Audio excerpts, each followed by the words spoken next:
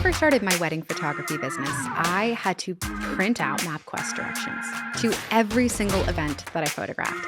At the time, I didn't have enough money to buy a GPS, which was a luxury, but I was able to print out these directions and turn by turn hope that I wouldn't miss an intersection along the way.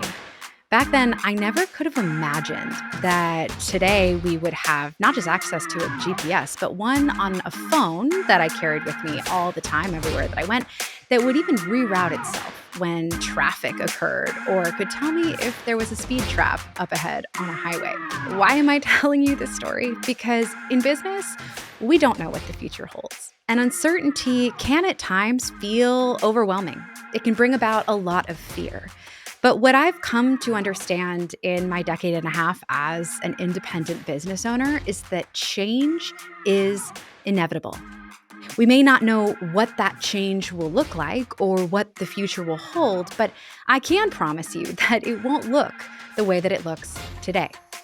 In this interview, I have the opportunity to sit down with Jason Feifer, the editor-in-chief of Entrepreneur Magazine, keynote speaker, podcast host, and author, to talk all about our fear of change and how, as business owners, we can turn that fear into fuel and forward progress. The Independent Business Podcast is brought to you by HoneyBook, the all-in-one platform for anyone with clients. Book clients, manage projects, and get paid faster, all with HoneyBook. You can use the code podcast to get 20% off your brand new membership and let business flow your way. Let's get into the episode. Jason, thank you so much for joining me. Thank you for having me. I want to dive right in to talk about change. Now, in your career, what has changed that has ultimately led you to becoming the editor-in-chief of Entrepreneur Magazine? Were you always, gunning for that type of job? What interested you in entrepreneurship? Tell me about the leaps and bounds that you've gone across in your career to arrive at the place you are now. When I interviewed Malcolm Gladwell a while ago, I asked him, this sounds like I'm not answering your question, but I promise I am. I asked him what makes a Malcolm Gladwell project, because, Malcolm Gladwell, bestselling author, podcaster, etc.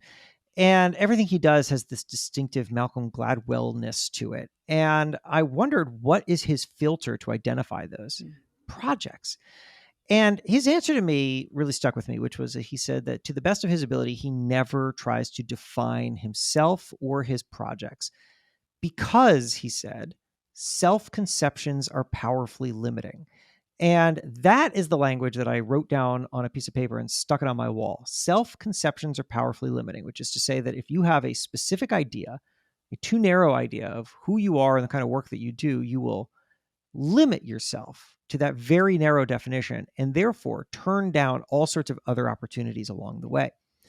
And I also really loved that. Well, I love that, first of all, because it was great advice, but then also because it put words to the thing that I had been doing. So to answer your question, how did I become editor-in-chief of Entrepreneur Magazine? The answer is that I was open to constantly revising what my goals were and really even my understanding of the work that I did. I came to the phrasing that I used for a long time was that I want to have a plan and then have a plan to abandon the plan. Because I think that having a plan or having a goal is useful in that it gives you a direction to move in. You have to go somewhere. So if you're lost in the woods, it is not useful to wander in a circle. Like, you will never get out of the woods. So you have to pick some direction and then go. But that doesn't mean that it's the right direction. And some other information may reveal itself along the way that's going to help steer you towards actually how to get out of the woods. And that is more or less what I've been doing in my career, which is that I started with an idea. That idea in the very, very beginning, graduated college, took my first job at a newspaper. The very first idea was either I want to be a reporter at like a New York Times or some large paper, or I want to be some kind of columnist, maybe a political columnist. I didn't know. And then as I did more, as I gathered more information, I would start to revise that. Oh, I'm actually pretty good at this. Oh, this is actually pretty fun. I'll be honest with you. The idea of entrepreneurship and even working with people in business, that was a late revelation. And it really only clicked for me after I got to entrepreneur, which originally I saw as just another media job. And then once I started to realize that entrepreneurship wasn't just about business, but it was about thinking. And that's really where I live. I can't tell you the best way to price a product. I can't, but I can tell you how smart people think. Mm. And that's always been the thing that's really driven me, is understanding how people think and how to apply that kind of thinking to your own work. And so once I realized that that was also a part of this world of entrepreneurship, I realized I can live in and own that space and provide value in ways that I had never done before in my traditional quote unquote media jobs. And that became very exciting. And that was the latest step in a lot of evolution.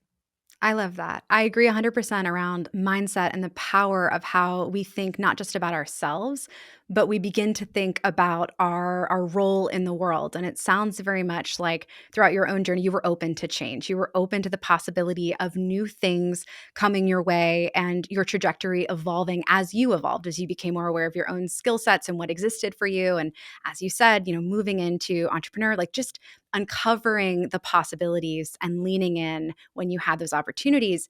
One thing though that I see a lot within our community, and I can personally attest, like I've experienced it myself, is that fear of change, that Mm-hmm. fear of the unknown. And actually, just to nerd out for a second, in a recent newsletter that Yeah. you shared, One Thing Better is your newsletter. Highly recommend to anyone listening.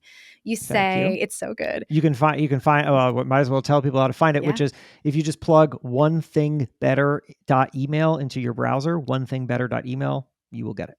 It's a fantastic newsletter, super digestible, super impactful. And you said Thank you. in a recent email to your audience, you said, "Today I will give you a simple truth. You cannot make the fear go away, but you don't need to." And you also say, "Fear doesn't have to hold you back. You just have to fear the right thing." Let's dig Mm-hmm. into that. There is so much fear around the unknown, around change, especially as a business owner. And yet, the ability to lean in to that possibility of change is also something that propels you into success. Yeah. How would you recommend, an independent business owner think about the unknown, think about change as they're facing things like AI and economic headwinds and all of sort of the confronting realities that we're navigating right now? Yeah. So love that question. Let me actually back up and then answer it. First, I just want to show you how methods of thinking can port from one place to another, because I find that to be an incredibly useful way to pattern match and to gain insights into new spaces. So when I wrote that the fear doesn't go away, honestly, what I was channeling was this insight from a friend of mine in a completely different space, which was, so I have this friend, Catherine Morgan Schaffler. She wrote this book called The Perfectionist's Guide to Losing Control. And it's really aimed at women who struggle with this idea that they're perfectionists and they've been told that that's a bad thing. And she wants to help women reframe that as a superpower. Yeah, I would know nothing about And that, by the way. Nothing at all. it's a Perfectionist Guide to Losing Control. It's a great book. And I have heard her say over and over again that it is purposeless to just tell yourself, oh, stop that. Like, stop thinking that way. Stop being like that, because it's not a useful way to think, because you can't do that. Like, you can't stop on a dime a thing that is just a part of you or the way that you think. So you could either spend a lot of time trying to stop it, not succeeding, and then feeling like you're a failure because of that, or you could take as the starting point that this is not a changeable thing. And if it's not a changeable thing, then the next question has to be, well, then how do I use it? How do I make it purposeful? And hearing her say that got me thinking about all the other ways in which that exact framing can be applied. So when I think about fear, I also think it is not reasonable to tell people, oh, just stop fearing that, because they won't and they can't. So it's not a useful way to think. Instead, why don't we start with, there is the fear and that's not going to go away. So how do we make it useful?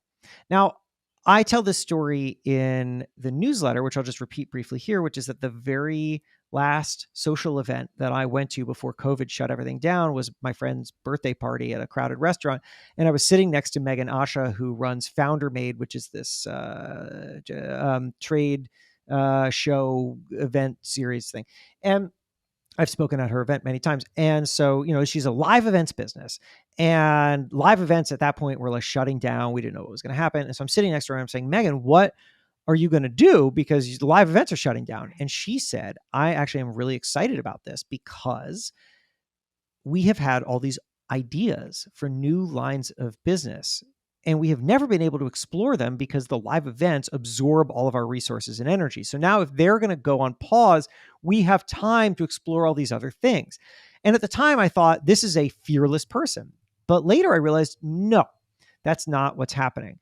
Megan, like everybody, very reasonably was afraid of what was going to come next, but she was using fear to propel her forwards. She was using fear to think, what am I missing? What is the solution that is going to be available to me that I need to find? And if I don't work hard, I won't find. Versus what could have happened, which is using that fear to just say, oh my God, I can't lose this thing that came before. And therefore I need to look backwards and try to cling as tight as possible.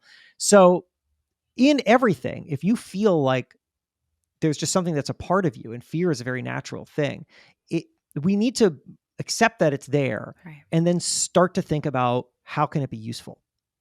And so much of fear is just hardwired in. You're 100% correct. There's a purpose for it. I mean, a lot of our fear is meant to keep us alive, and whether or not it's rooted in the right thing in our modern world is, to be determined. But 100% to say to someone, "Oh, just don't be afraid," doesn't work. Turning that into something that fuels you, turning it into kind of a force for good in your life or in your business. I love that advice. Yeah. Talk a lot about competition through that lens where, we have a big mantra here, community over competition. And it's not to say that you're not going to compete. You'll compete fiercely.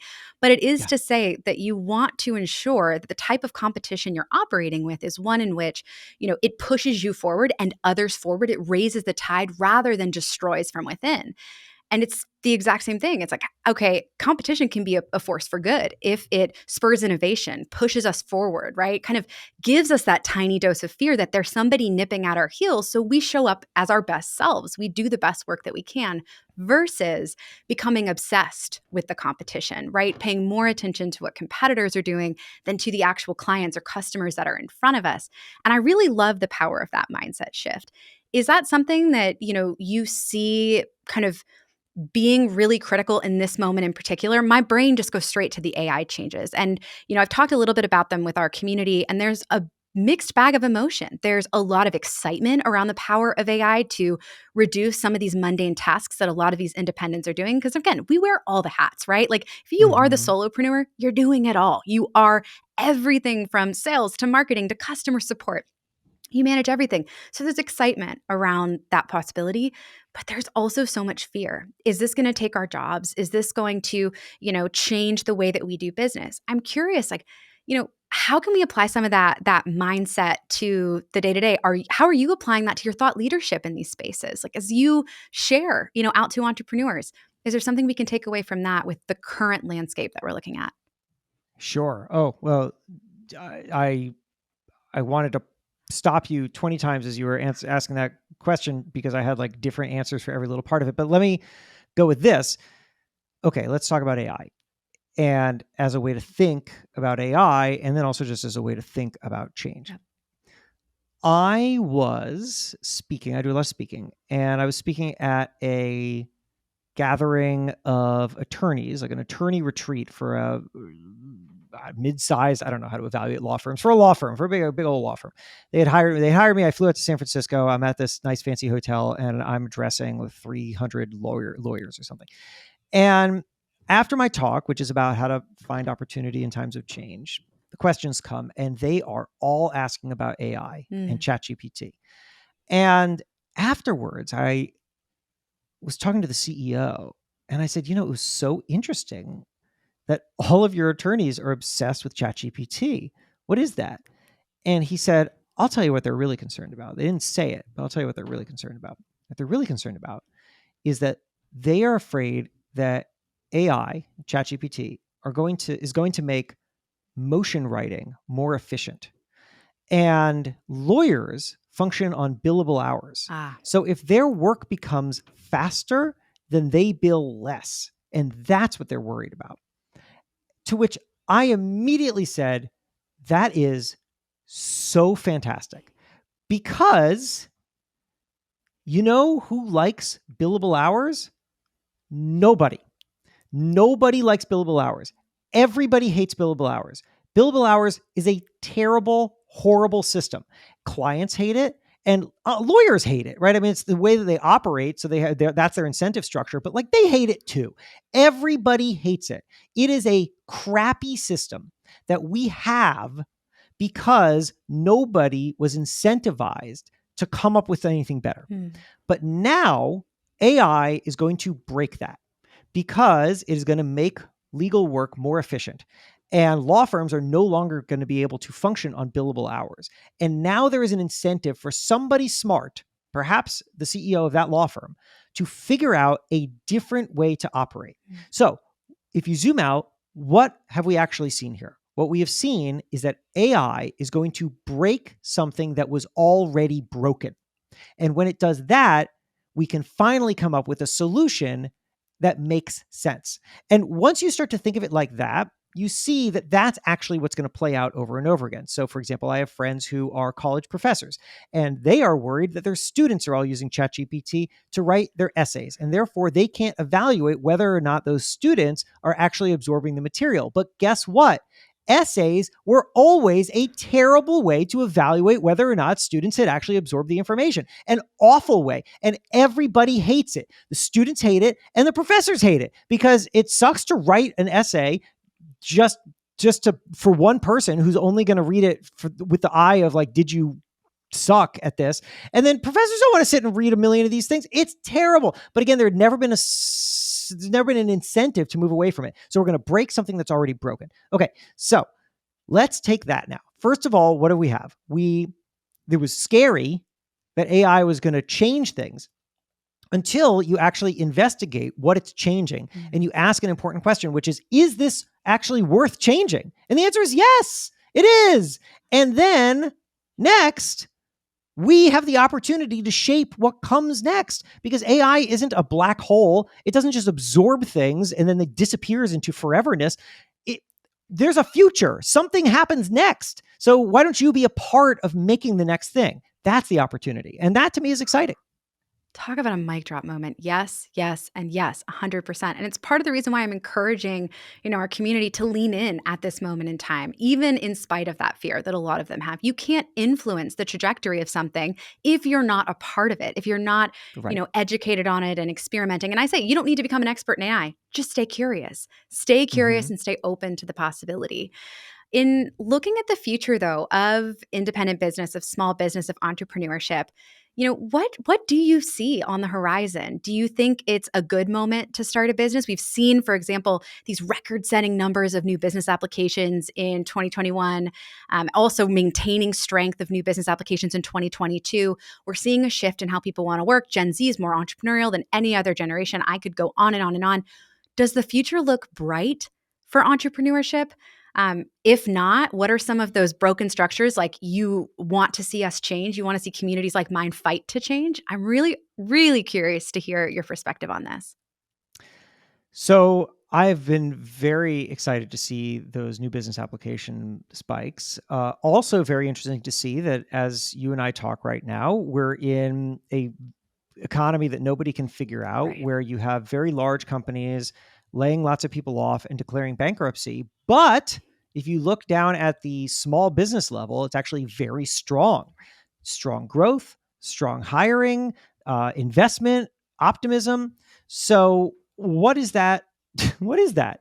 I mean, I think that what that is that you have a layer of entrepreneurs at the small business level who are incredibly close to their customer. Right. And understand what that customer needs at a very focused, granular level in a way in which large businesses sometimes drift away from. I mean, why are big tech companies laying people off? I mean, oftentimes it's because what they were doing was spending money just on gobbling up talent with the thesis that that talent would produce something, but they didn't actually have in mind what their audience needed. They just figured they'd figure it out later, which is fine until the economy shifts and then suddenly you're just holding a bag. So I feel pretty good, to be honest, about entrepreneurs. And I think there's a reason why Gen Z is so entrepreneurial. And the answer is because they came up in a completely unsteady economy and a completely unsteady world. And the lesson I think that they took from that was that nobody will take care of them as well as they can themselves. And that breeds a kind of self-reliance that I think is excellent. And so what's going to happen next? Well, we already see, I mean, people say all the time that it's never been easier to start a small business. And that's true because we have these tools that are available to us in a way that decades ago were not. I mean, just think about all the things that people decades ago had to build from scratch every single time. And you don't have to do that now. Right. And that's incredible. And that will only become, I think, easier as things like AI start to automate the most drudgery of small business.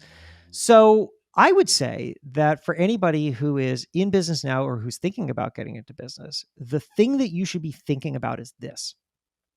You may feel a lot of change and disruption in your own environment, but don't forget that you are not the only one experiencing that. Everybody is experiencing change and disruption. And that means that they have new needs. And those needs may not be well fulfilled by the incumbents that they used to rely upon, who are not as nimble as you are. And so now is actually a pretty amazing time to step back and say, what do people need now? Because they need solutions. And I am in the business of solutions.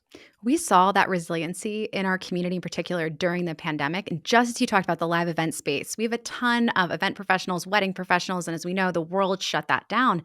And that's precisely what they did, right? It was that moment of, okay, what's the need today? What is changing in the landscape? How can I show up and serve? And looking at problems, not necessarily as problems, but potentially as entrepreneurial opportunities. What would you say to a business owner who, maybe has started this on the side over the past couple of months? They have this side hustle, or maybe it's even evolved into something where it is full time. They're looking at the potential of growth. They're looking to go all in and to scale. But as we've talked about with fear, we've talked about with the unknown and uncertainty, they're in that mindset of like, I can't leap. I am clinging to the cliff with everything that I have, and I refuse to trust that my bungee cord is going to get me, right? Like, and protect me if I leap off. Or even, what do you say to yourself in those moments? Like, is there a mantra, an affirmation, an inspirational story in history to look to? Give us a little bit of hope. Give us a little bit of inspiration. Obviously, speaking for a friend here. So here's the thing. No time will ever feel like the perfect time. There's no way that you wake up and you look at your watch and it says today, like today's the day, right? And then you just like feel it. You don't feel things the way that you wish that you would feel things. This reminds me of something that is a little unrelated, but I want to tell you this kind of quick anecdote as a way of framing it, which is I read this thing that Ryan Holiday wrote years ago. Ryan Holiday is this best-selling author, and he wrote about what it was like to learn that he was a best-selling, like New York Times bestseller for the first time. Like, what's that like? What's the experience like? And the experience was that he was mowing his lawn and he got a call from his agent, and his agent was like, good news, you're on the New York Times bestselling list. And Ryan, surely thought, like anybody does, like, that's awesome. And then they talked for a minute or two and then hung up the phone. And then Ryan like looks around and he's like, well, I'm still out here on the lawn, right? And I've still got the lawnmower. So I guess I'll keep mowing the lawn, right? Like a external event does not change you in the way that I think we often think that it will, because oftentimes from the outside, we see people who seem like they transformed and we're waiting for that inside of ourselves. And it doesn't happen because that's not how things work, because your life is actually one of increments. So if you're building something, it is a little bigger and a little better today than it was yesterday. And yes, sure, for somebody who maybe knew you at the very start of it and then closed their eyes and didn't hear anything and then opened their eyes and it was like 5 years later and now you have this thing, it looks like boom, oh my God. But that's not how you experience it. So there's never going to be a time where you look inside yourself and you're like, I have changed and now I am the person who can do this big step. So what do you do? How do you actually get there? Look, I think that the answer is that we have to start to map it for ourselves. We have to have a sense of what it looks like and means to trigger the change. It might be worth you stepping back and looking. I mean, look, a lot of these things are emotional, but a lot of them are also financial. Right. So it's worth stepping back and saying, all right, what does it look like for me to safely or comfortably or whatever it is that you need in your life, make the shift into whatever it is that I want to be doing next? Maybe that's that I turn a side hustle into a full-time business and I leave my job. Is there a revenue marker? What do you need to be making? What kind of growth do you need to have so that you feel confident that this thing is on a trajectory where it's growing well? And if you put more effort into it, it would continue to grow even stronger. There are ways, right? Like in the Annie Duke, who wrote this great book, Quit, about how quitting can be a decision-making tool, she calls these kill criteria, where if you want to know whether you should quit something, then you set about 6, 9, 12 months out. What does it look like for this thing to be failing? Like, this is either this is happening at this time or it's not. This level of growth or not. And that helps you make that decision about quitting. But you can do that on the flip side too. And you can do that about growth. What's the growth criteria? Love that. I'm going to make this decision if I'm bringing this amount in. Do that. And then you will know whether something changed, because you yourself inside of you will never feel like something changed.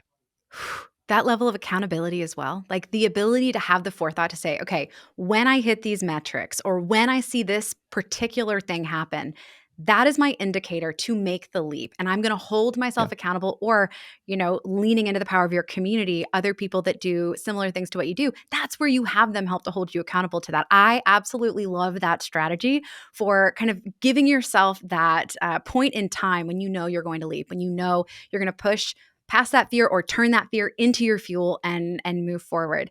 I'd love to know, you obviously read a lot. You're a book nerd like me. Mm-hmm. Was there one book in particular that was a game changer for you, or one book that you think every small business owner absolutely needs to read to put on their TBR? Besides your book, which we're going to talk about in a second, which obviously is on the TBR. But beyond that, was there a book that for you that was like, in particular, like if I'm going to tell you one book, this is the book you need to be reading? So here's the thing. I actually don't read a lot of business books. And the reason I don't do that is because, number one, I write so much that I don't want to accidentally absorb and then steal someone else's idea. Totally understand that. And so I don't want to see what other people are doing and then have it slip out as my own. I also, when I consume things, I tend to really like to find things that show me that the boundaries are not where I thought they were. And so the works of art or of any kind of writing or like are the things that stick with me are when I have read something or I watch something and I say, oh, I didn't know you could do that. I didn't know that you could tell a story that way. I didn't know that you could write that way. I didn't know that you could relate to an audience that way. It encourages me to then question my own boundaries. What if I did something a little different? And you can find that in fiction. The first book that I can remember reading that did that to me was A Heartbreaking Work of Staggering Genius by Dave Eggers, which is a memoir. It was just written in this incredible way. But for what it's worth, I would say, because you're asking about like things that entrepreneurs could read, I do think that Annie Duke's book Quit was really, really smart. Also, Andrew Chen's The Cold Start Problem, which is about how to grow network effects, was just really insightful and helped me understand that concept a lot better. And I don't know, I'm sure I'll come up with others later. Those are all great. And I'm a big believer in fiction as well. I think sometimes, there have been multiple books over the past year where I've leaned into them for escapism. I'm like, take me to a magical land where there are fae and magical powers and, Yes. like a warring political system. I want to just be immersed. And all of a sudden I'm reading it. I get into a point in time, where I'm just reading a quote from a character and I step back and I go, whew, I needed that as a leader today. Like I needed to read that heading into this meeting with an employee, and it has nothing to do with entrepreneurship. It has nothing to do with business. No. So I also love books that challenge and open our minds, or even just take us to a unique place. So I love that you threw a fiction option out there before the business books. But I want to kind of pivot then into your book. So Sure. tell us a little bit about your book. Tell us about, what we can expect when we dive into the pages and what the key takeaways are going to be. Yeah. So the book Build for Tomorrow comes out of this observation, which is that the most successful people are the most adaptable, and that it's not a skill that you're born with. It's a skill that you learn. And I wanted to know how people did it. And I was very interested in this before the pandemic, but the pandemic was the moment where you got to see everybody go through the same change at the same time and then radically diverge. And so I spent the first 2020 is when I wrote this book proposal, and then 21 is when I wrote this book. And what I really wanted to understand was, through the combination of the stories of the most adaptable entrepreneurs that I've met, famous and not famous, stories from history, and then also psychology, to understand what it actually means to navigate change and to understand your relationship with change, and to start to see things that feel scary as not scary, which is a weird thing to do. But once you get there, it starts to reveal doors where other people see walls, which is why when I was at that lawyer retreat and I heard about AI and billable hours, my mind immediately went to, but wait a second, is billable hours a good thing? Because most people will think we have to protect the thing. But the foundational question is actually, is it a good thing, right? Like, if you build the reality of change into how you process the world and think about yourself, then suddenly things that seem like they must be protected are actually things that might want to be replaced with your good idea. And that's an incredibly exciting shift. I can't wait to read it. We end every podcast episode with a single question. And I have a gut feeling I may know which direction you're going to go with this, but I also have been surprised many times before. And that question is, what do you believe is the biggest differentiator between the businesses that succeed and the ones that fail?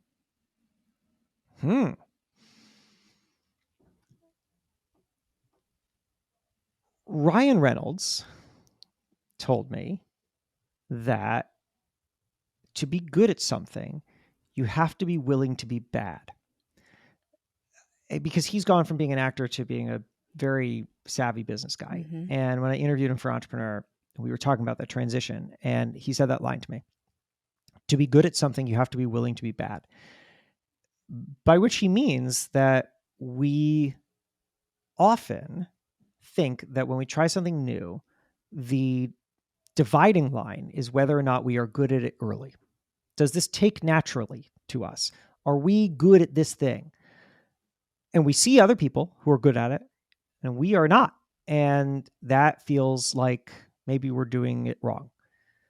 But what Ryan is saying is, no, the dividing line is not that. The dividing line is whether or not you are willing to tolerate being bad long enough to get to good.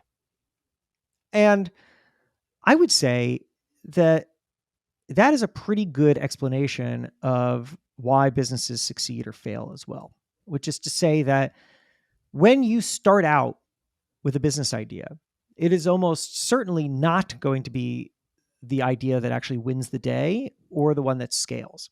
But it is at least the idea that just gets you out and gets you out talking to people and engaging with people and discovering what they need and how you can fulfill that. And the journeys that you'll hear and that I hear all the time, and that I'm sure you hear all the time, is not one of, I set out to do a thing and everyone loved it and then I just made a bazillion dollars. Instead, the journey is, I set out to do a thing and then I learned that wasn't quite right, but I was actually onto something else with this other thing. And then I started talking to these people, and these people told me this thing, and that really got me thinking about that. Right. And like, that's how it works. Right. And so, like a stat that I hate is the stat that 9 out of 10 businesses fail, because even if that were true, and it's not, the failure part is too definitive. Because if someone sets out to start something and it doesn't work out, that does not mean that that person failed. Maybe that idea was a failure, but maybe they take the lesson from that idea and they build it into the next thing. And that's what's successful. And you hear those stories all day long. That's, for example, Stuart Butterfield, who started this video game that he raised a lot of money for, but that just didn't work. And so he decided to shut it down and return his investors' dollars. And then he realized, hey, wait a second, we built this internal chat function in the video game, and that was actually pretty useful. What if I just started a company that was just the internal chat function? And that became Slack. That's the story of Slack. And that's how it happens. It does not happen with an idea that succeeds. It happens with a person who goes out and learns. And that's the difference. And with those powerful words, thank you so much for joining me. I have no doubt our listeners are going to want to learn more about you, find your book. Where can they do that? Where can they, engage with you further?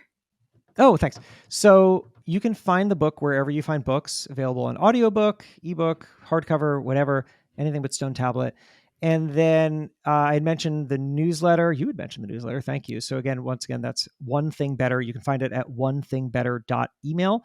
And, reach out to me on social media. I'm very active on LinkedIn and Instagram, and I have a website and whatever. Get in touch.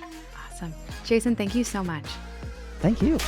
That ends our episode of the Independent Business Podcast. Everything that we've discussed today can be found at podcast.honeybook.com. Head to our website for access to show notes, relevant links, and all of the resources that you need to level up. And if you've enjoyed today's episode, be sure to subscribe to the podcast so that you never miss our future content. Drop us a review and leave our guests some love on social. Thanks again for listening.